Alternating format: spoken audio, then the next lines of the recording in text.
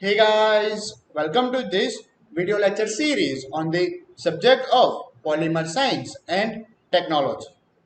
I'm Harsh Panchal, Assistant Professor in Chemical Engineering Department of LJ Institute of Engineering and Technology. In previous video, we have understand what do we mean by condensation polymerization, where we have seen when two or more than two monomer condense together and produces long chain of polymer by eliminating small molecules like water and ammonia. We have seen there are two different types as polycondensation polymerization and polyaddition polymerization. Well, if you have missed that video, you can find it in the I button on the top of the screen. Now, in this video, we are mainly going to focus on the coordination or we can say copolymerization techniques, right? In very first introduction video, we have said that there are two different type of the polymers. One is the homopolymer and another one is the heteropolymer. So up till now, whatever we have seen, where we use a single type of monomer to produce polymer chain is known as the homopolymer. But when we use more than one type or more than single type of the monomer in order to manufacture a polymer, that is known as the copolymer, right? So we already knowing that what do we mean by the homopolymer? Well, it is the process of polymerizing a single type of monomer is termed as the homopolymerization of process. And at the end of the polymerization process, the polymer known as the homopolymer, right? Here on the image, you can see that if I use same type of the polymer, if I use same type of the monomer like this polymer will known as the homopolymer, right? Where we are using a single type of the monomer in order to produce a long chain of the polymer, that termed as the homopolymer. But what do we mean by copolymer?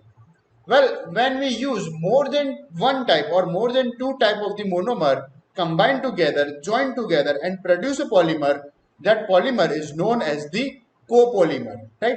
You can see that in copolymerization, two or more than two type of the monomer are polymerized and hence polymer composed of the more than one type of the repeating molecules. You can see here in this second image where I have represent two different type of the monomer.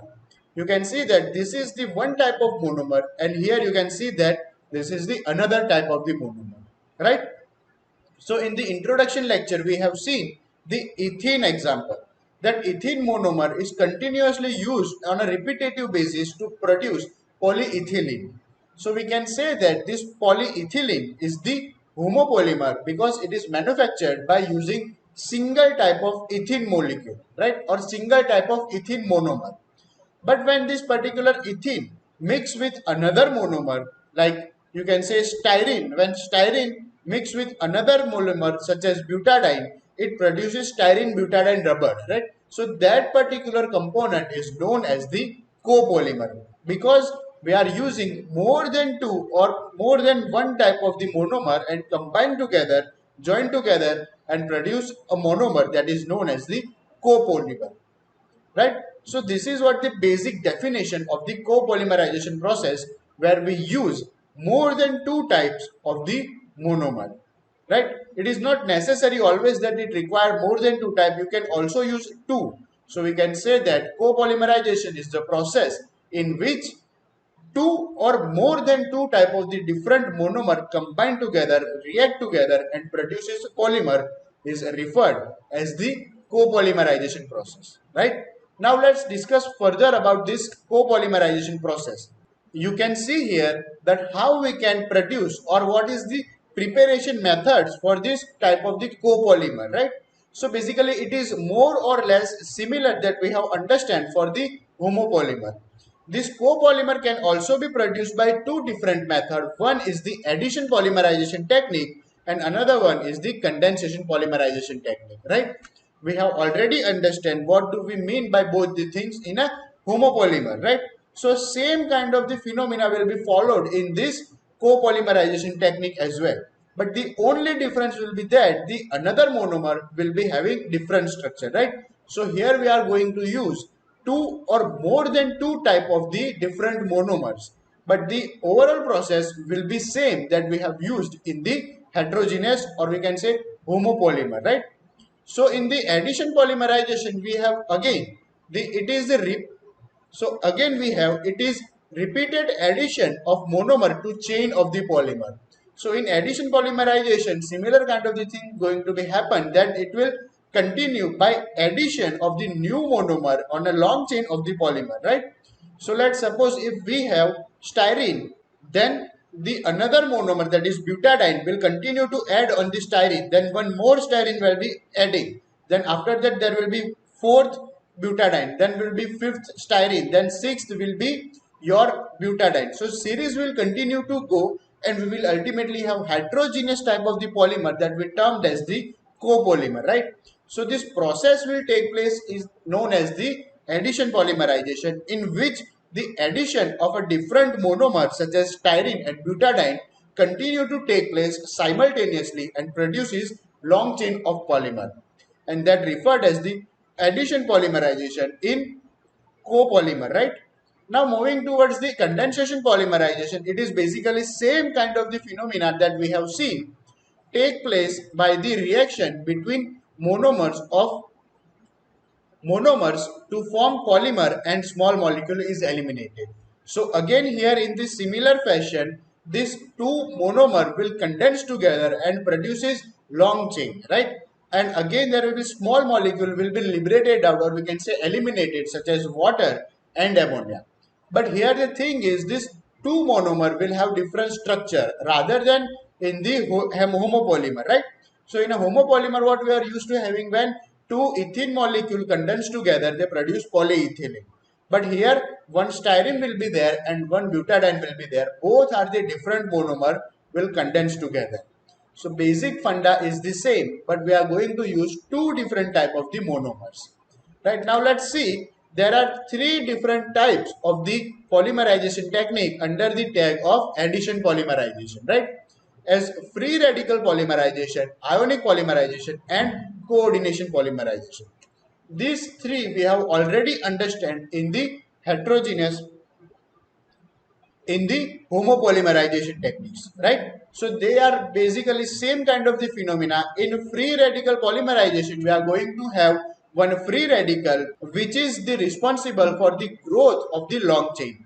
Then we have ionic polymerization, in which we have ions, either the positive or the negative ions, that are mainly responsible for the growth of long chain. Then lastly, we have coordination polymerization technique, in which we use special type of the catalyst such as Ziegler-Natta catalyst in order to grow this polymer chain, right? So these are the three basic types of the addition polymerization under the tag of copolymers. Now moving towards the condensation polymerization, you can see here there are two more different categories. One is the polycondensation polymerization and another one is the polyaddition polymerization. These both the things are very much similar that we have already understand in the homopolymer, right? So I'm not going to explain this whole thing because we have already understand this in the homopolymerization technique. But the only difference is that we are going to use two different types of the monomer, so that different type of the monomer will combine together, or we can say condense together, and liberate or eliminate small atom, and this entire process is termed as the condensation polymerization, right? Under the tag of copolymerization processes. Now let's understand this copolymer with one example. You can see here this copolymer has improved property as compared to homopolymers. So when we have seen the example of styrene and polystyrene. So when this styrene used as the monomer in order to produce homopolymer of polystyrene, we are using continuously same type of the monomer, right? But when we use this styrene with butadiene, these properties, or we can say this physical properties of this styrene are improved, right? You can see here this polymer, this polystyrene is good electrical insulator, right? And it can also be molded in almost any shape. So as a polystyrene is good for us. But what if we can change this polystyrene physical properties in order to benefit the mankind by adding just one single another monomer? That will be one of the greatest thing. You can see here, when styrene copolymerized with 1,3-butadiene in the ratio of 1:3, it produces BuNaS, or what we called as the SBR, styrene butadiene rubber. Right? You can see here, I have taken the example of the butadiene, and we have taken the another monomer as the styrene. So when these both monomer are of the different structure, combined together, condensed together in order to produce copolymer, because we are going to use two different type of the monomers.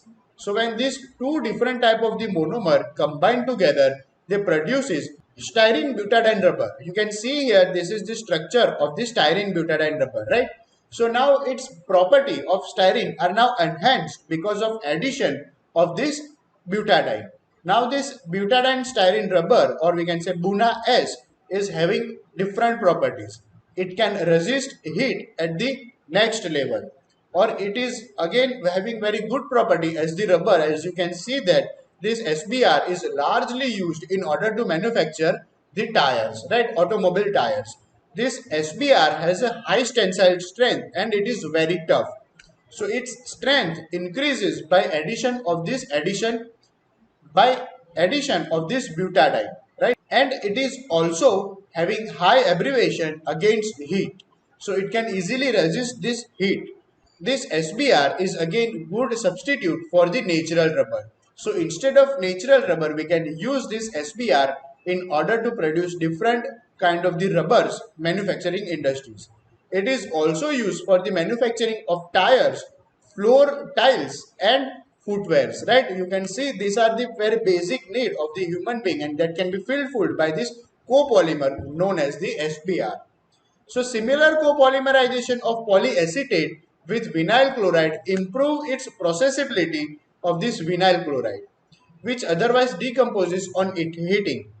So this polyvinyl chloride is the one of the famous polymer, right?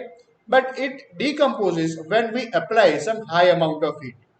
So if we copolymerized this polyvinyl chloride with the help of vinyl acetate, we will have another copolymer, right? So this copolymer is now again, it is not that much sensitive to the heat. So we can use for the, so we can say that by addition of this polyvinyl acetate in this polymer, we will have a copolymer which will does not decompose on the application of heat, right? So this was all about the copolymerization processes. Now moving towards the next point is that is stereopolymerization. Well, we have already understand in the introduction part what do we mean by stereopolymer, right? Stereoregular polymer.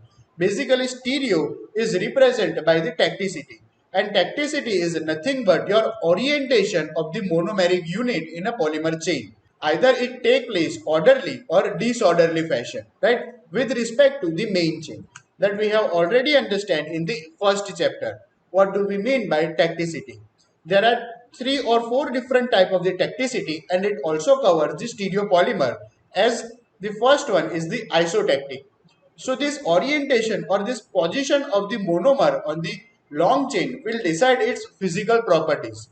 And based on, we have three categories. The first one is the isotactic polymers. In this particular polymer, all the functional group are on the same side of the long chain. Let me just take a pen so that I can explain you this thing. Suppose this line is your long polymer chain, and all the functional group are on the same side like this. This vertical line represent your functional group. So we can say that this is the isotactic type of the stereopolymerization, in which the long chain has all the functional group on the one side, right? Now moving to the next one is the atactic polymerization. Well, this atactic polymer are nothing but, you can see here, all the functional group are randomly arranged, or you can say that they are randomly arranged on the long chain of the polymer. So let's suppose this is your long chain of the polymer and all the functional group are randomly arranged. This vertical line represent your functional group. Now here it is on the upper side, but now it is changing its direction to the lower side like this. Now 4 functional group on the lower side, and again next functional group is on the upper side. So this is what do we mean by the atactic polymer, right? Atactic polymerization, in which all the functional groups are randomly arranged. Now moving towards the next thing, that is this syndiotactic polymer, in which all the functional groups are arranged in the alternative manner on the long chain. You can see here, this is the, let's suppose this is your long chain of the polymer, and all the functional group will be arranged in the alternative fashion like this.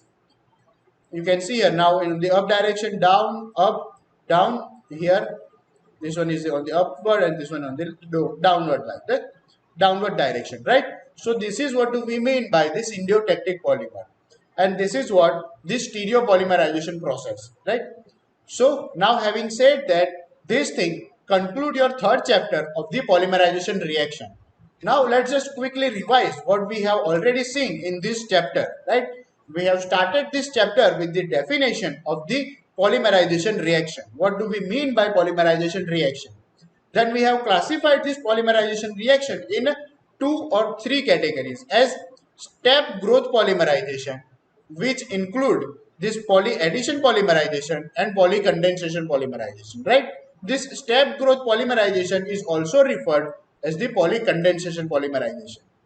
Then we have seen this chain polymerization, right, which covers your free radical polymerization, then coordination polymerization and ionic polymerization, either cationic or anionic, based on positive ion or on the negative ion, right? So this is what we have entirely seen in this chapter throughout. Well, we have also seen some of the different topics that are step polymerization or any polymerization include four different steps, such as initiation, propagation and termination, right? All these 3 steps we have discussed deeply in this chapter, right? Moving to the next thing, we have also discussed what do we mean by initiators and what do we mean by inhibitors. These are the small definitions that are useful for the 3 or 5 marks in your GTU exams. Then we have discussed what do we mean by coordination polymerization, in which we have seen one important question of this Ziegler-Natta polymer or Ziegler-Natta catalyst, right? Then we have seen what we mean by coordination polymerization. And lastly, we have seen copolymer and stereoregular polymers. Now, in the next video, we are going to continue with the new chapter.